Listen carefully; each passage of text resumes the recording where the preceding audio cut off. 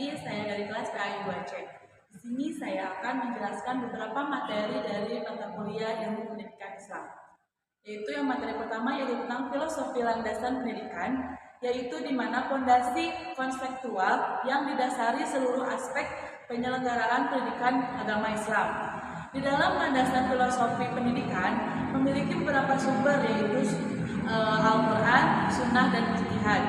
Ada beberapa tujuan yang melandasi filosofis pendidikan, yaitu sebagai fungsi spiritual, yaitu berkenaan akidah dan iman. Ada juga fungsi psikologis, yaitu tentang berkaitan dengan tingkah laku individu, dan fungsi sosial, yaitu berkaitan dengan aturan-aturan menghubungkan antar manusia.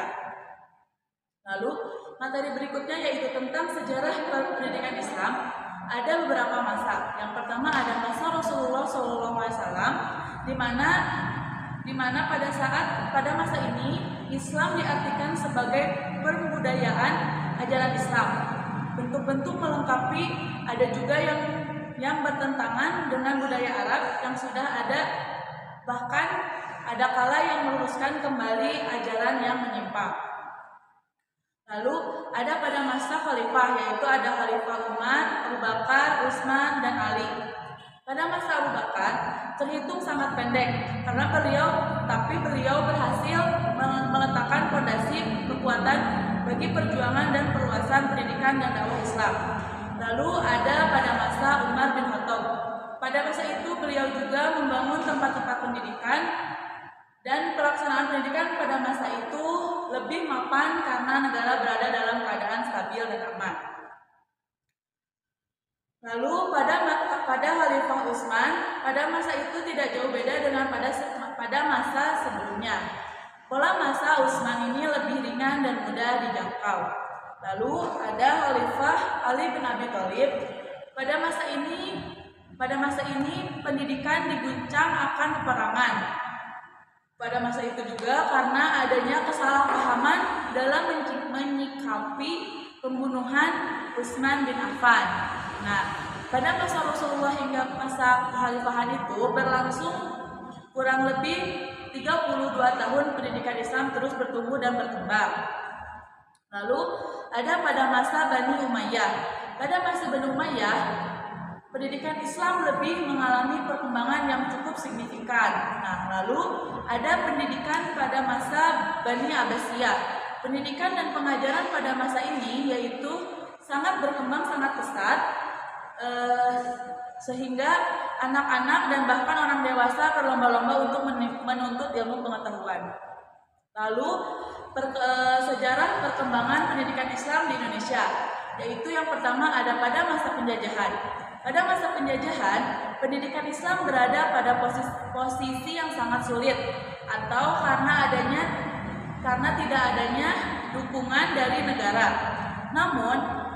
Namun pada kondisi seperti ini yang serba terbatas, itulah muncul inovasi dari para ulama dan cendekiawan Muslim yang mendirikan beberapa madrasah dengan sistem pendidikan yang lebih modern.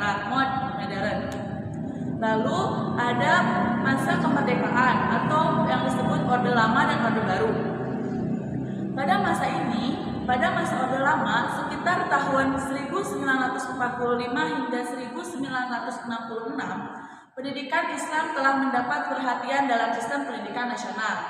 Nah, lalu pada Orde Baru sekitar tahun 1966 hingga 1998, di mana di berbagai daerah banyaknya didirikan institut-institut agama Islam negeri yang ada di berbagai daerah.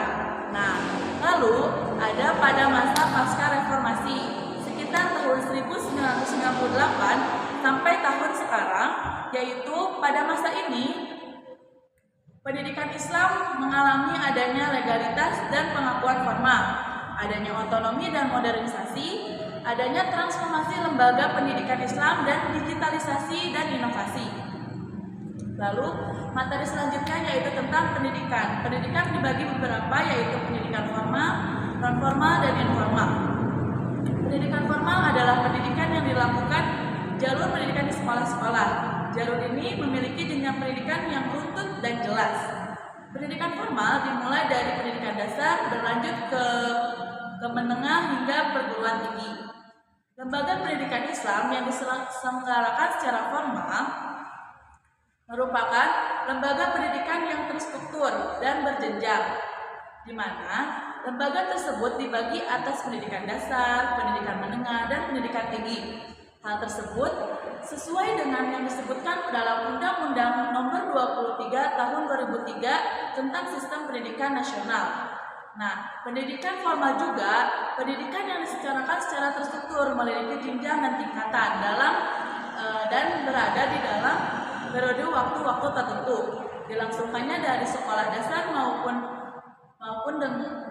jenjang universitas. Pendidikan formal mencakup program pendidikan akademis umum, juga meliputi berbagai program khusus serta lembaga yang dipergunakan untuk berbagai macam pelatihan teknis dan profesional.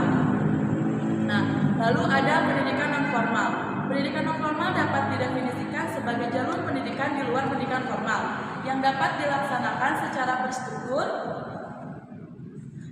dan berjenjang.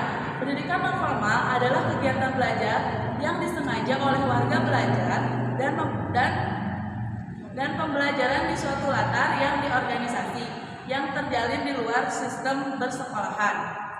Pendidikan non formal bisa dilakukan oleh siapa saja. Pendidikan non formal ketika para pendidik atau guru memahami proses pengembangan masyarakat belajar, mereka dapat mendorong semua faktor, terutama masyarakat lokal di komunitas mereka, untuk mengambil bagian dalam perkembangan lembaga pendidikan Islam non formal sejalan dengan satuan pendidikan yang ditetapkan oleh Undang-Undang Nomor 20 Tahun 2003 Pasal 26 Ayat 3. Lalu yang terakhir ada pendidikan informal. Pendidikan informal yaitu jalur pendidikan dari keluarga dan lingkungan. Kegiatan pendidikan informal yang dilakukan oleh keluarga dan lingkungan berbentuk kegiatan belajar secara mandiri. Hasil pendidikan diakui sama dengan pendidikan formal dan non formal. Pendidikan informal dalam membentuk pendidikan Islam mempunyai keterkaitan erat dengan konsep keluarga sebagai sekolah pertama bagi manusia. Hal tersebut menjadi sebuah konsep pendidikan yang tidak terpisahkan, karena dalam Islam pun dijelaskan bahwa sekolah pertama bagi setiap manusia itu adalah keluarga, dan guru pertama dalam kehidupan adalah orang tua. Pendidikan informal juga merupakan pendidikan yang memberikan bekal soft skill yang seperti agama, budi pekerti, etika, sopan santun, moral, dan sosialisasi.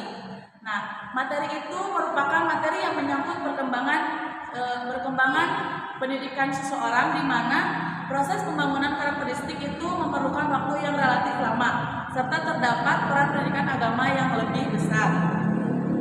Mungkin dicukupkan sekian. Terima kasih. Wassalamualaikum warahmatullahi wabarakatuh.